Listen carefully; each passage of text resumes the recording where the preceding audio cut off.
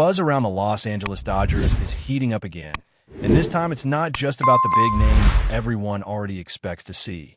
There's a different kind of energy building, one that comes from those under-the-radar decisions that can quietly shape the entire season. And right now, one of the most intriguing storylines revolve around a name that not everyone had circled when spring training began. Spencer Miles getting that opening opportunity has definitely turned some heads, and honestly, it says a lot about how teams are starting to think differently about building a bullpen. Before camp even got going, there was already speculation that one of the Rule 5 guys could sneak into that final spot. But seeing this decision unfold the way it did, with Miles stepping ahead of the pack, adds a whole new layer to the conversation. Because if you were watching closely during those early weeks, there were moments where it felt like someone else might have had the edge. That's what makes this move so fascinating. It's not just about who performed slightly better over a few exhibition games. It's about what the organization values when it comes to long-term upside versus short-term results. And in this case, the message feels pretty clear. They're willing to take a gamble on potential, even if it comes with a fair amount of risk attached. When you look deeper into Spencer Miles' journey, it becomes obvious why this decision wasn't as straightforward as it might seem on the surface. This is a pitcher who, despite having undeniable talent, has barely had the chance to stay on a mound consistently over the past few years. Since entering affiliated baseball, his total innings pitched are shockingly low when you spread them out across multiple seasons. That's not something you usually associate with a player being trusted in a key role right out of the gate.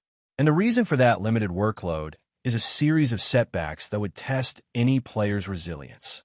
A serious back injury early in his professional career forced him into surgery and wiped out an entire season. Just when it looked like he might be turning a corner, another issue surfaced, this time leading to a major elbow procedure that once again kept him off the field for an extended period. It's the kind of timeline that raises a big question mark, not about talent, but about durability. Because, make no mistake, the talent has never been in doubt.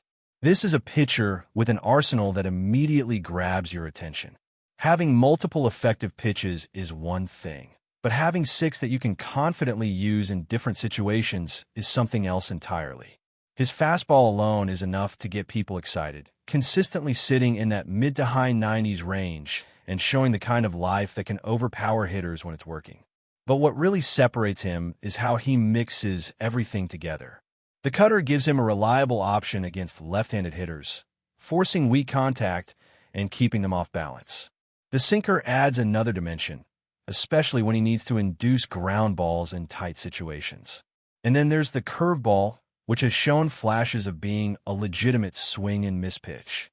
When all of it comes together, you're looking at someone who doesn't just survive in relief situations, but potentially dominates. That's why the conversation around him was never about whether he could perform at a high level. It was always about whether he could stay healthy long enough to actually do it. And during spring training, that question was front and center every time he stepped onto the mound. It wasn't about the stat line or how many strikeouts he recorded in a given outing. It was about how his body responded, how his velocity looked, and whether he could string together appearances without any setbacks. From that perspective, there are definitely encouraging signs. His fastball velocity stayed consistent, hovering right where you'd want it to be. In fact, there were moments where it even ticked up, showing that he still has that explosive arm strength. And in his final appearances before the season, everything seemed to click at once. The command looked sharper, the movement on his pitches was more defined, and there was a confidence in his delivery that hadn't always been there before. That late surge might have been exactly what tipped the scales. Because when you're making decisions about the last spot in the bullpen, you're not just filling a role. You're taking a calculated risk. It's a long season, and not everyone who starts the year on the roster will still be there by the end. So instead of playing it safe, sometimes it makes more sense to go with the player who offers the highest ceiling, even if the floor isn't as stable. And that's where Spencer Miles fits perfectly into this picture. He represents that high upside gamble that teams are increasingly willing to make, especially in those final roster spots where the impact can swing dramatically in either direction. If it works out, you suddenly have a valuable arm who can change games. If it doesn't, you adjust and move on. But the potential reward is hard to ignore. At the same time, this decision also reflects a broader trend in how pitching staffs are being constructed. There's less emphasis on rigid roles and more focus on flexibility and adaptability. Having a reliever who can attack hitters in multiple ways, who isn't limited to just one type of situation, becomes incredibly valuable over the course of a long season. And that versatility is something Miles brings to the table in a big way. Still, everything comes back to that one lingering question. Can he stay on the field? Because if he can, the pieces are there for him to become a significant contributor. The stuff is real, the opportunity is there, and the organization clearly believes in what he can become. Now it's just about whether his body allows him to take that next step and finally put all of those flashes of potential into a consistent stretch of performance that proves this decision was the right one from the start. As the spotlight continues to hover over the pitching decisions, the rest of the roster quietly tells its own story, and there's a lot to unpack when you start looking beyond the mound. Because while the bullpen gamble grabs attention, the positional group reveals how this team is trying to balance consistency, versatility, and just enough unpredictability to keep opponents guessing from game to game. Behind the plate, there's a sense of stability that doesn't invite much debate. The catching situation feels locked in, almost routine, and that's exactly how teams like it. When you don't have to worry about that position, it allows the coaching staff to focus their attention elsewhere. It's one of those subtle advantages that doesn't always make headlines, but plays a huge role over the course of a long season. Moving into the infield, the structure becomes even clearer. This is a group designed to deliver reliability on a daily basis, with players expected to take on regular roles and provide steady production both offensively and defensively. There's not a lot of mystery here, and that's by design. Teams want their infield to be predictable in the best way possible, minimizing mistakes while maximizing opportunities to control the pace of the game. But things start to get a little more interesting when you shift your focus to the outfield and the bench. That's where the creativity really shows up. You're seeing players listed in roles that don't always perfectly match their traditional positions, and that's not accidental. It's a reflection of how modern rosters are being built, with flexibility becoming just as important as raw talent. One of the most talked about names in this mix is David Schneider, and his presence alone brings a unique dynamic to the team. Not long ago, he was one of the most exciting stories in the league, capturing attention with his unexpected rise and becoming a fan favorite almost overnight. There was an energy around him that felt contagious, the kind of spark that can lift an entire clubhouse. But baseball has a way of testing that momentum, and the reality is that his recent performances haven't matched the early hype. Spring training, in particular, raised some concerns. The numbers weren't there, the consistency wasn't there, and suddenly the conversation shifted from excitement to uncertainty. That's the challenge for players who break out quickly. Once expectations are raised, maintaining that level becomes the real battle. Still, the decision to keep him on a roster says a lot about how the organization views his potential role.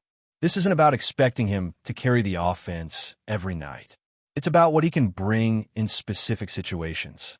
Whether it's coming off the bench in a key moment or stepping into the lineup when needed, he has an opportunity to redefine his value in a more controlled, strategic way.